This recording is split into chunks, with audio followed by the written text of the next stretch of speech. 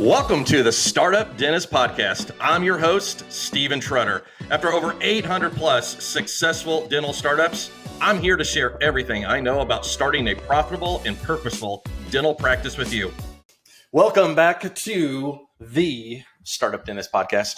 It is great to be here. If you are thinking about practice ownership and you're an associate and you're not quite sure what to do with your associate agreement, or listen, even before you sign an associate agreement, then definitely listen to my most recent episode where I interview a gentleman by the name of Rob Montgomery. And Rob is one of the most trusted legal advisors. He's an attorney that I have come across in my 20 years of experience here in the industry. You'll hear twists and turns of things to look for in your associate agreement.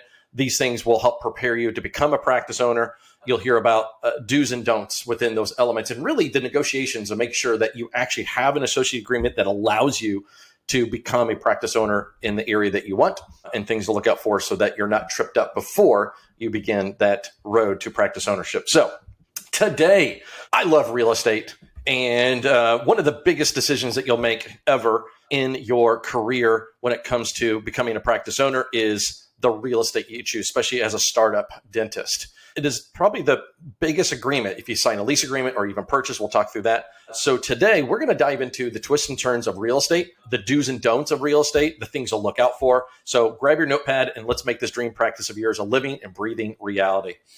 Okay, so when it comes to real estate, I'll say this, and I've said this to every client before, is the biggest decision and the one that could take the most time in a lot of cases is the real estate decision. And the reason why is there's just a lot of twists and turns when it comes to real estate. And there's a lot of people that are involved. Now, the first thing I let everybody know is this.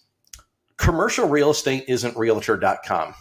What I mean by that is you can't just go on a website. And yes, there are a few websites that are there like LoopNet and things like that. But the thing is, they're not going to be accurate. When it comes to you want to find a home, you can go on Realtor or Zillow or a host of other websites, and you can find accurate listings for homes. Commercial real estate doesn't work that way.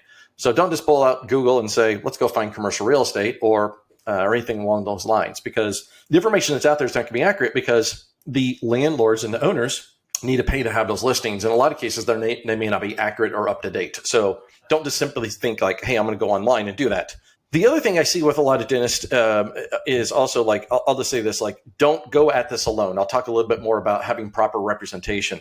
You need to be properly represented. So whenever anybody comes to our course, Startup Practice Blueprint, there's like this oath I always tell everybody, which is don't call the phone number on the sign. I get it. You're coming home from your associate position. Maybe you're listening to me right now coming home and you've driven by this space a dozen times and you're like, that could be a perfect location for my dental practice. If you're listening and you're driving past that space, don't call the phone number, because the second that you've engaged with that space, you're kind of doing it by yourself.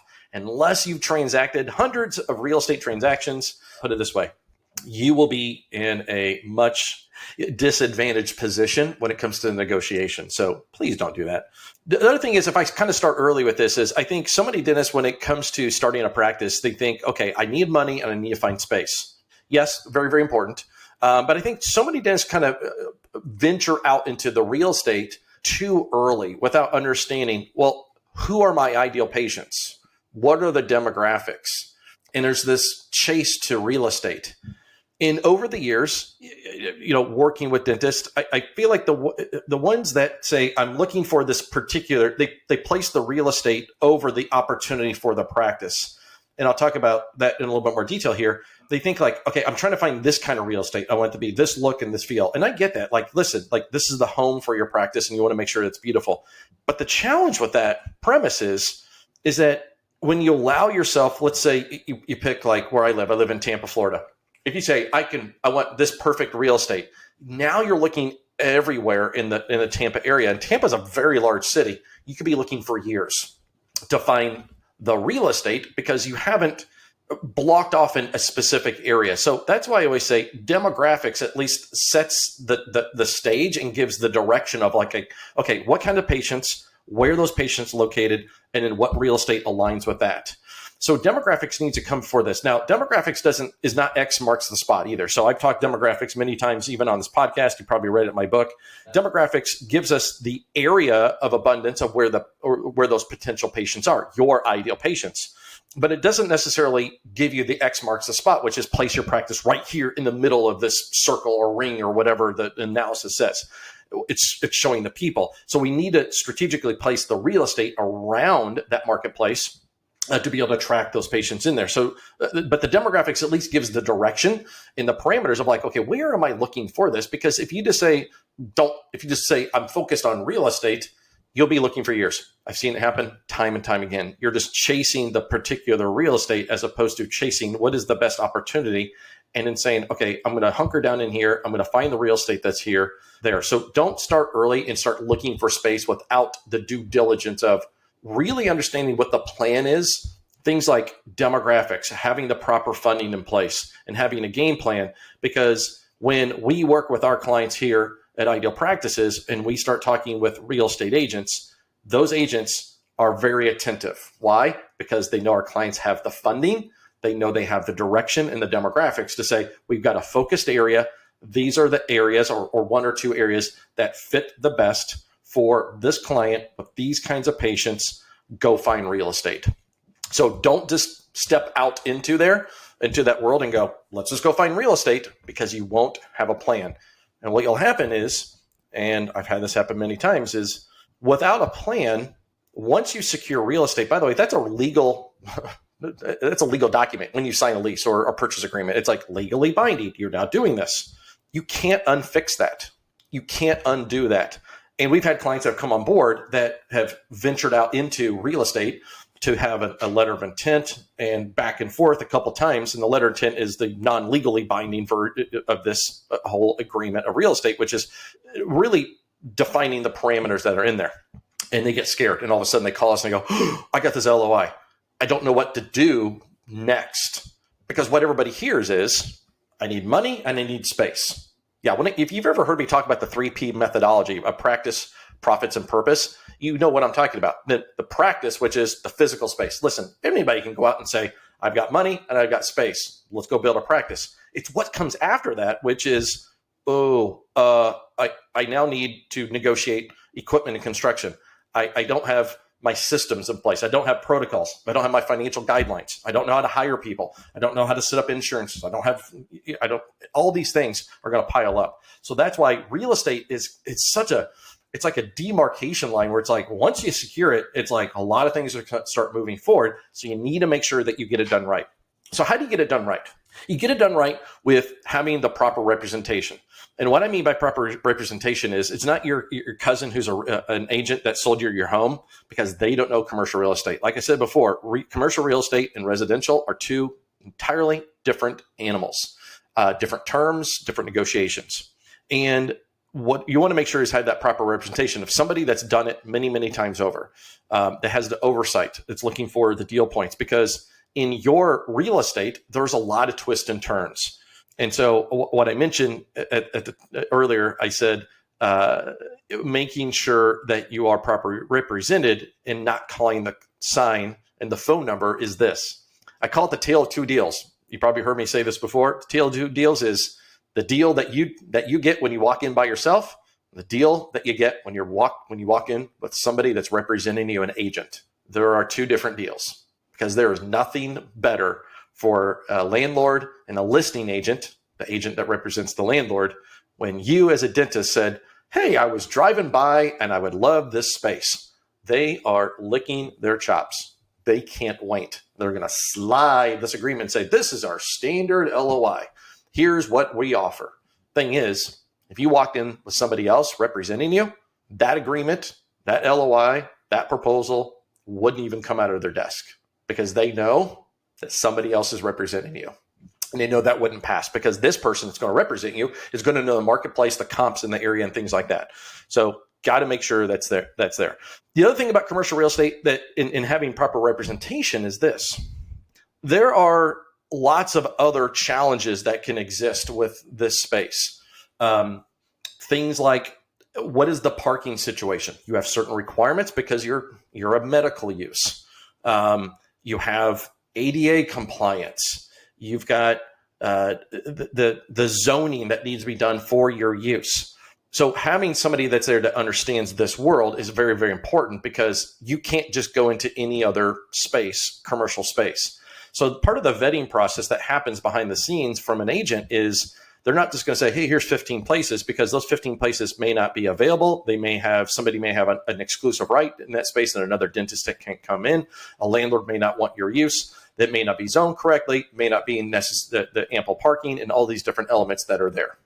So you got to make sure that before you start like venturing into real estate, that this person has said, all right, of the 15 spaces that are available, here's the 5 that actually fit. The size, availability, the zoning, parking, all these different elements that can actually fit and house a dental practice. So you can see there's some twists and turns when it comes to real estate. And that's why it's very, very important to have proper representation. Now, one of the big other topics I always talk about is McDonald's and Starbucks. And I think when you think about location of the practice, I think a lot of people naturally think, you know me, you hear me talk about the peanut gallery. You should be on the busiest street corner. I don't know what voice that was. I guess that's my peanut gallery voice. But people will say, you need to be on the busiest street corner. You need visibility. And yes, I'm sure there are dentists that have said, I get walk-in patients. Yeah, I get it. But if you think about like Starbucks and McDonald's, they're placed on some of the busiest intersections because like what they sell is quick. But your dental practice isn't going to have a drive-through window, right? That's not how people consume dentistry. There are going to be the emergency cases that they'll find you online and things like that. But those street corners are expensive. In a lot of cases, you may find yourself 20 to 30, 40% savings by being a block off Main Street corner when it comes to real estate. And think about what those savings can have. Now, you may argue, well, yeah, but I can get more patients. We'll talk about like where those patients are and how to attract them. But, if as long as it's a convenient place that has ample parking and it aligns and it's attractive, it's not down a scary alley or something, it's not going to deter patients coming into your practice. So think about McDonald's and Starbucks, where they are, and think about the savings when it comes to what that real estate is. And actually, I've had that happen multiple times with a ton of clients where it's like, hey, we go a street over or just behind here off Main Street, significant savings when it comes to the real estate. Now, in choosing your real estate, we can talk about the lease and purchase option here. And it's a very lengthy conversation in a lot of cases. And I talk about this, and I'll talk about in more detail in my book, but also I talk about at the course. Leasing offers flexibility. It gives you the cash flow in the beginning and the flexibility of having, in reality, more options to choose from when it comes to real estate. Now, I'm not saying leasing is the answer. I'm just saying more than likely for your startup, you will be leasing. Why? Because there's going to be more space available. And in a lot of cases, depending on what your lending looks like, it may require a larger down payment than maybe some of you would want to put in to do a purchase. In most cases with purchases, there's going to be a larger out-of-pocket expense to acquire the space. The other thing is when you purchase, you're going to lease it back to yourself. So it's more of a legal strategy of like actually leasing the building back to your practice. Yes, perfectly legal. Everybody does it. That's how you create the operating expense for your practice. But the other factor is you are now a landlord. Okay, that's cool. But here's the thing about being a landlord. When you lease space from a landlord, I would say greater than 90% of the time with our clients, we're able to obtain some sort of tenant improvement allowance, or TIA or TI allowance. So what's a TI allowance? A TI allowance, tenant improvement allowance, basically means that the landlord is subsidizing or providing you a certain dollar figure. Usually it's a multiplier of X amount of dollars per square foot for your space towards your construction of your practice. It could range anywhere from $10 or $20 a square foot. Now, I've seen it as high as $75 to $80 a square foot. It could be very, very significant depending on the marketplace. But when you are the landlord, guess what? You're footing 100% of the bill. So if you imagine if you're going to purchase space, it will require typically more out-of-pocket expense, another loan of real estate. That's fine. But the advantage of purchasing obviously is longevity. and you've got a fixed expense, from that perspective, and you have another asset down the road. But don't place purchasing and owning over the opportunity for the practice. What I mean is, don't limit yourself to purchases and saying, I must only own, because you will limit yourself to the amount of properties that are available. There could be, in some marketplaces, 0 opportunities to purchase that really align for you, your ideal patient, your practice, your vision, as opposed to leases.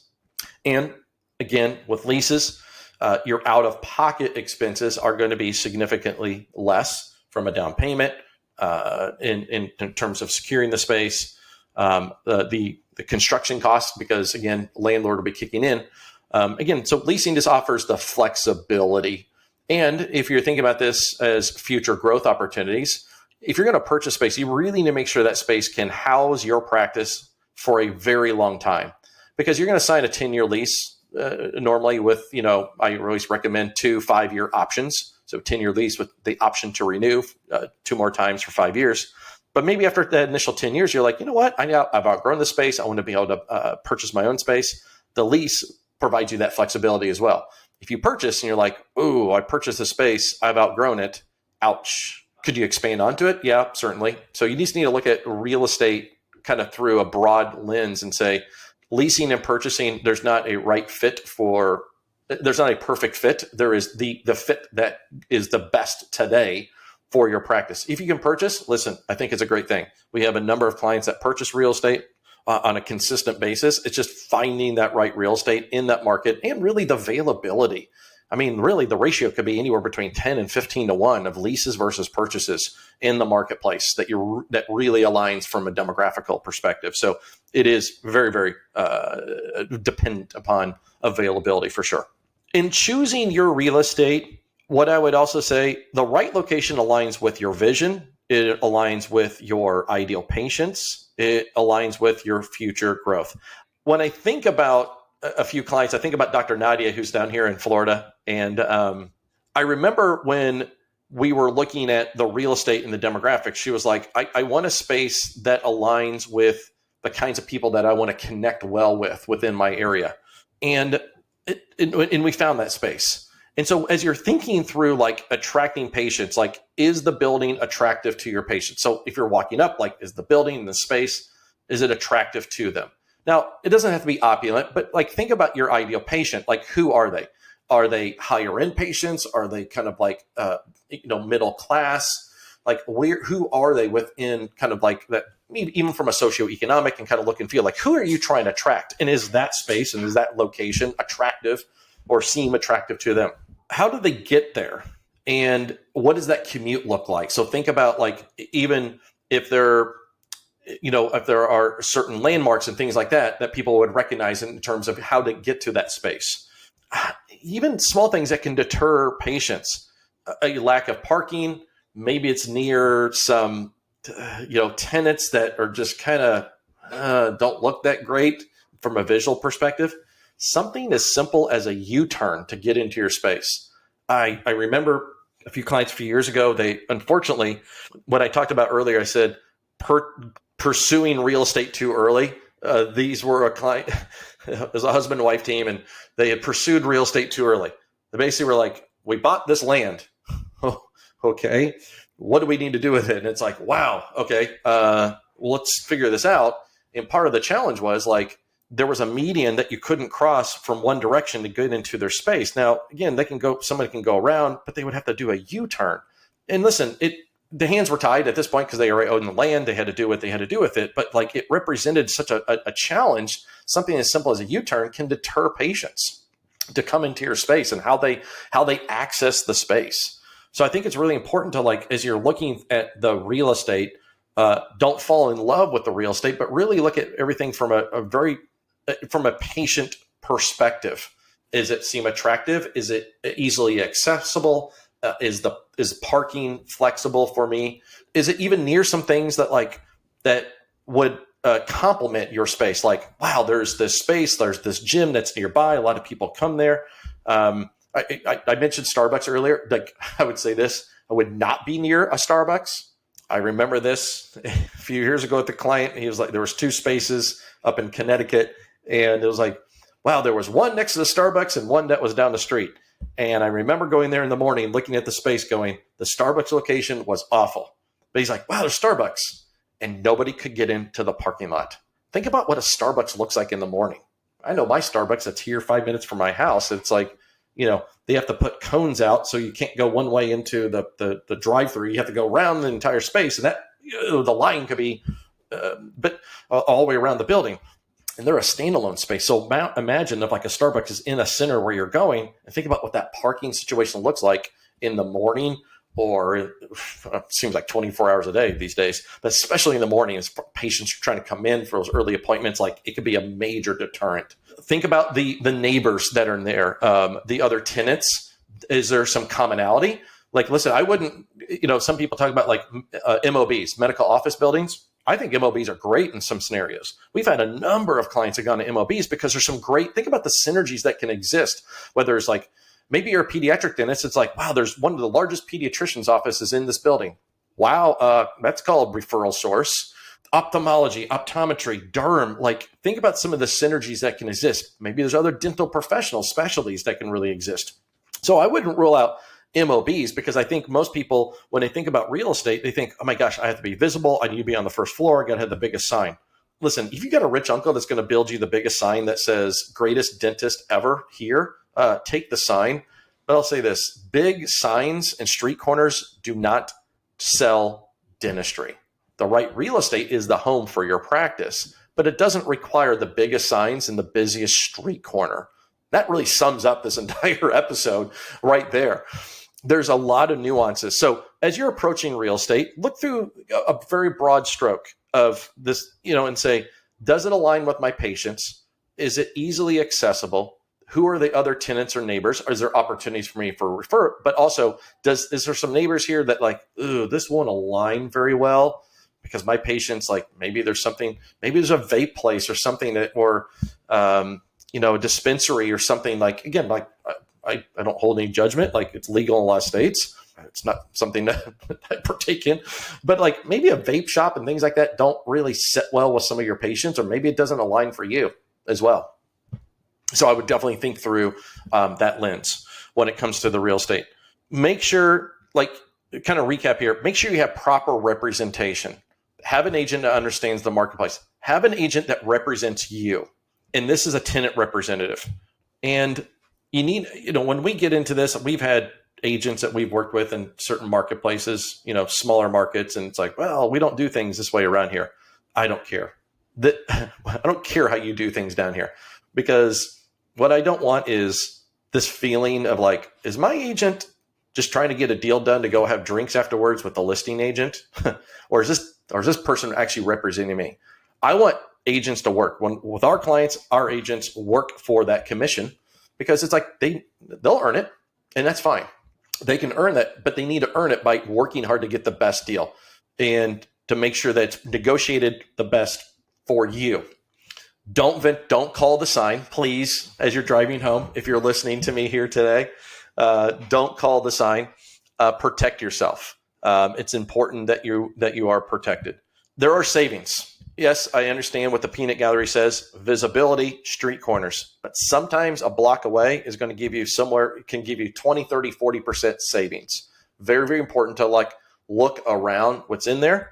Leasing versus purchase. Prioritize your practice first, then prioritize your investment later. You can always own real estate, folks. It doesn't have to be the real estate that you own your practice with.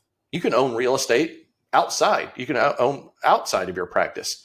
Maybe there's investments that you make. There's all kinds of opportunities that exist out there. There's companies you can invest in that own multi-tenant buildings. You can own those kinds of things. So don't think like, if I don't own, I'm throwing my money away. Yes, the long-term opportunity that exists to be able to sell that asset later with your own practice exists. But if you're starting your first practice, look at the flexibility that it can allow you and the opportunities that will probably be in a greater abundance when it comes to leases. If it ends up being the right space, the right size, and all things line up and the financing is there, absolutely purchase. Not discouraging. This is not a forum against purchasing.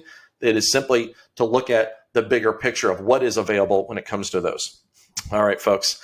That is a wrap on the topic of real estate. Hope we give you some really good elements that are there. If you want to learn more, here's what I would love for you to do is you can go to idealpractices.com. You want to have a call. And so what I would love to do is if you want to talk with one of our professionals here to get a better idea, and especially if you're starting to venture down real estate, especially, and you're kind of getting scared, you're like, oh my gosh, am I making the right decisions? Let's have a conversation. One-on-one, we talk through all these different elements to see what is there. Is this the right opportunity for you? And really make sure before you make the biggest decision here of your professional career of becoming a practice owner, the real estate will be the most important document that you'll ever sign, especially a lease or a purchase. Those no turning back. Let's have a conversation. Pick up the phone. Let's reach out to our team at idealpractices.com.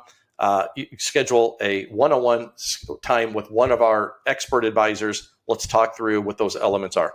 All right, folks.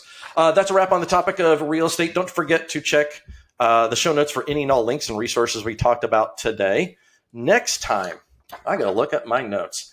Oh, my goodness. We are going to dive into some of the common concerns and the fears that so many associates have before they venture into practice ownership. We're going to talk about the fears of failure, debt, finding the right patients, some of the roadblocks that some of you have, and so that I've seen before.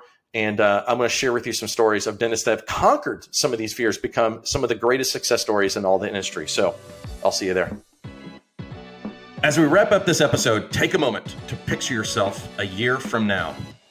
Are you still in your associateship, or are you rocking it at your own dental practice, creating beautiful smiles and making a real difference? If that's the dream, it's time to chase it. Before we split, make sure to hit subscribe, drop a review, and give us your rating. It helps us keep bringing you the good stuff that you're into. Until we meet again, keep taking that next step towards your future practice. Here's to investing in your dreams and making them a reality.